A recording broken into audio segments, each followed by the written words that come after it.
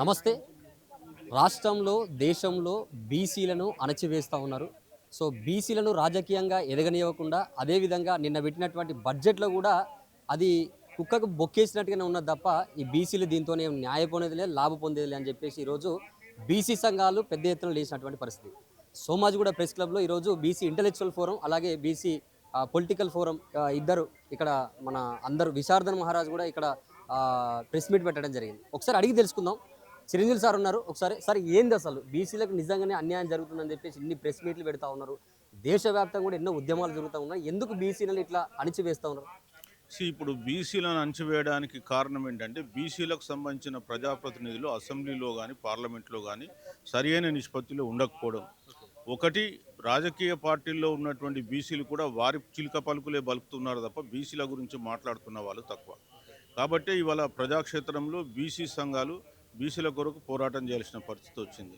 So మేము ఒకటే చెప్తున్నాం, మనము జనాభాలో అత్యధికంగా ఉన్నటువంటి ప్రజలం. తెలంగాణలో 61% ఉన్నారు. ఆల్ ఇండియాలో కూడా చూసుకుంటే సుమారు 54-50% జనాభా ఉంటుంది. సో మరి అట్లాంటప్పుడు మనం రాజ్యాధికారంలో ఉండాలి, మనం సీట్లో ఉండాలి. అప్పుడు మనం ఇంకో నడుకోవాల్సిన అవసరమే లేదు. మన వాటా మన హక్కుగా మనం తీసుకునే అవకాశం ఉంటుంది. కాబట్టి ఇవాళ బీసీ సంఘాలన్నీ కూడా వాళ్ళ రాజ్యాధికార హక్కు కొరకు పోరాడుతున్నారు. మేము అడిగితే వాళ్ళు ఎవ్వరు కూడా వాళ్ళ సీట్లు మాకు ఖాళీ చేయరు.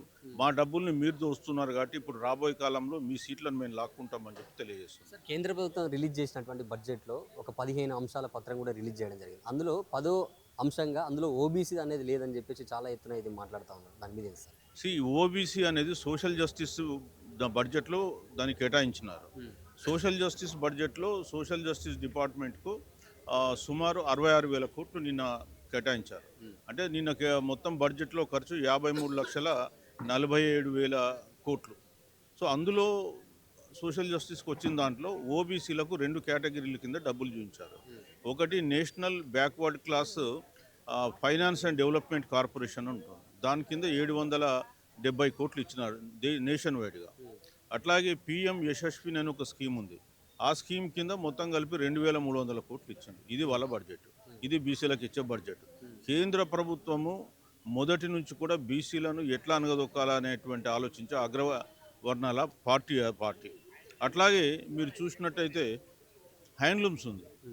హ్యాండ్లూమ్స్కు 2011-12లో 1,600 కోట్ల బడ్జెట్ ఉండే నేషన్ వైడ్గా. ఇప్పుడు 200 కోట్లకు కుదించిండ్రు వీళ్ళు దేశంలో మొత్తం అన్ఎంప్లాయ్మెంట్ మాయం చేస్తారట. ఎట్లా మాయం చేస్తారంటే అన్ఎంప్లాయ్మెంట్ ఒకవైపు దేశంలో గ్రామీణ ప్రాంతాల్లో అగ్రికల్చర్ తర్వాత అత్యధిక మంది ప్రజలకు ఉపాధి ఇచ్చేది చేనేత రంగం. అట్లాంటి చేనేత రంగం 200 కోట్లు ఇచ్చేస్తారంటే దేశవ్యాప్తంగా ఇస్తే జిల్లాకు 1,00,000 రూపాయలు కూడా రాదు. సో ఇట్లాంటివి బడ్జెట్ పేద వర్గాలకు ఏం న్యాయం చేస్తుంది? కేవలం ధనవంతుల కొరకు రూపొందించబడ్డ బడ్జెట్. దానివల్ల గ్రామీణ ప్రాంతంలో ఉన్న నిరుద్యోగం పోదు, ఈ దేశంలో ఉండే నిరుద్యోగం పోదు. కేవలం అగ్రవర్ణాలకు సంపదను కేంద్రీకృతం చేయడానికి ఉపయోగపడే బడ్జెట్. ఇప్పుడు మొన్న జరిగినటువంటి బీసీ ఉద్యమం ఏదైతే ఉందో దేశవ్యాప్తంగా కూడా ఒక పెద్ద యుద్ధం జరిగింది. 42% రిజర్వేషన్ సాధించుకుంటేనే పార్లమెంట్లో చట్టం చేసి 9th షెడ్యూల్ పెట్టాలని చెప్పి పెద్ద యుద్ధం జరిగింది. అందులో అనేక పార్టీలు కూడా పాల్గొన్నాయి. ఇప్పుడు బీఆర్ఎస్, కాంగ్రెస్, బీజేపీ కూడా పాల్గొన్నది. వీళ్ళు పాల్గొన్నది నిజంగానే బీసీలకు న్యాయం చేయాలన్నా, లేకపోతే ఈ బీసీ ఉద్యమాన్ని ఏదో మభ్యపెట్టడానికా? ఇప్పుడు రాజకీయ పార్టీలు ఎవ్వరికి కూడా బీసీలకు న్యాయం చేయాలనేటువంటి కోరిక లేదు. కేవలం బీసీలను మభ్యపెట్టి వాళ్ళ ఓటు బ్యాంకులు లాక్కోవాలనే ప్రయత్నం తప్ప ఇంకోటి లేదు.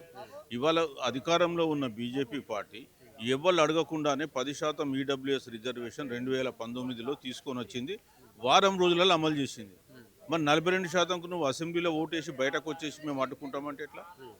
సో బీసీలకు ఈ 3 పార్టీలు ఏదైతే తెలంగాణ రాష్ట్రంలో ఉన్నాయో, అది కాంగ్రెస్ కావచ్చు, బీజేపీ కావచ్చు, బీఆర్ఎస్, వీళ్ళతో న్యాయం జరగదు. రాబోయే కాలంలో బీసీలకు సంబంధించిన పార్టీలు వచ్చినప్పుడు వాళ్ళని ఎన్నుకుంటేనే వాళ్ళకి న్యాయం జరుగుతుందని చెప్తున్నాను.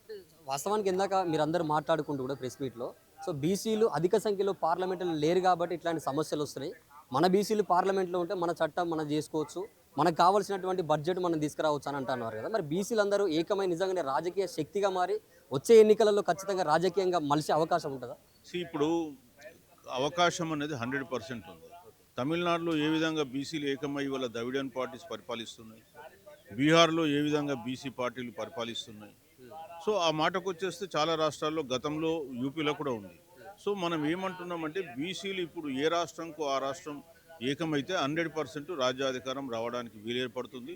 ఇంకా ఇప్పటి వరకు 80 ఏళ్ళు దాదాపు ఈ స్వాతంత్రం వచ్చి వీళ్ళ పాలన చూసినాం. వీళ్ళ పాలనలో మనకి ఎలాంటి లాభం ఉండకూడదు అనే విషయానికి అందరికీ అర్థమైంది. కాబట్టే ఇప్పుడు బీసీ ఉద్యమం మళ్ళా రగులుకుంటుంది. దేశవ్యాప్తంగా రగులుకున్న రోజు ఖచ్చితంగా బీసీ రాజ్యాధికారం వస్తుంది. మొదలు మా టార్గెట్ ఏంటంటే తెలంగాణ రాష్ట్రంలో బీసీల రాజ్యాధికారం రావాలి. వచ్చే ఎన్నికల్లో 100% అది తీసుకురావాలనే ప్రయత్నంలో మేము ముందుకు పోతాం. మరి ఇంత పెద్ద యుద్ధం జరుగుతున్నప్పుడు తెలంగాణ రాష్ట్రంలో బీసీల కోసం బీసీలందరికీ రాజ్యాధికారం రావాలని పక్కన పెడితే ఫస్ట్ మా రిజర్వేషన్లు మాకు కావాలని చెప్పేసి బీసీలందరూ కూడా కొట్లాడుతున్నారు. ఈ క్రమంలో సిట్ అనేది ఒక పెద్ద అంటే ఎట్లా చూస్తారు సార్? అది సిట్ విచారణ అని చెప్పేసి ఫోన్ ట్యాపింగ్ అని చెప్పేసి ఇప్పుడు ఉన్నటువంటి పార్టీలు అది ఎట్లా అంటారు? బీసీలను నిజంగానే కన్ఫ్యూజ్ చేసే ప్రయత్నం అంటారా? ఇప్పుడు సిట్టు కానీ ఆ ఫోన్ ట్యాపింగ్ కానీ మనకు సంబంధించిన అంశాలు కావు. సో వాళ్ళు మీరు ఏమన్నా చేసుకోండి. ఇవాళ బీసీల సమస్యలను డైవర్ట్ చేయడానికి పనికిమాలిన సమస్యలన్నీ ముందుకు తీసుకొచ్చేసి కూర్చున్నారు. అరే బాబు, మీరు 42% ఇస్తామని చెప్పి ప్రామిస్ చేసి ఏదో తూతు మంత్రంగా అసెంబ్లీలో బిల్లులు పాస్ చేసి ఢిల్లీకి పంపించి చేతులు దులుపుకొని కూర్చుంటామంటే ఎట్లా? మీరు మొదలు కావాల్సింది మాకు చేయండి. మాకు చేయకుండా మీరు వేరే ఏది చేసినా కానీ బీసీ ప్రజలు దాన్ని ఒప్పుకోరు, క్షమించరు. రేపు రాబోయే కాలంలో మీకు కూడా 100% గుణపాఠం నేర్పుతారు. కేంద్రంలో ఉన్న బీజేపీ ప్రభుత్వము యువతకు తీరని అన్యాయం చేస్తుంది. బడుగు బలహీన వర్గాలకు బడ్జెట్లో సరి అయిన వాటా ఇయ్యలేదు. నిరుద్యోగము పెరిగిపోతుంది.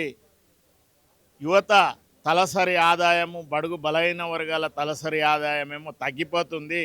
అదానీ అంబానీల సంపదనేమో 1000 ఇంతలు పెరిగిపోతుంది. కాబట్టి ఆవేదనకు గురి అయి బీసీ ఇంటలెక్చువల్ ఫోరం మరియు బీసీ పొలిటికల్ ఫ్రంట్ చైర్మన్ అయిన బాలగోని బాలరాజు గౌడ్, మా కార్యవర్గం అందరూ కూడా ఈరోజు బడ్జెట్ మీద సమావేశం పెట్టినాము.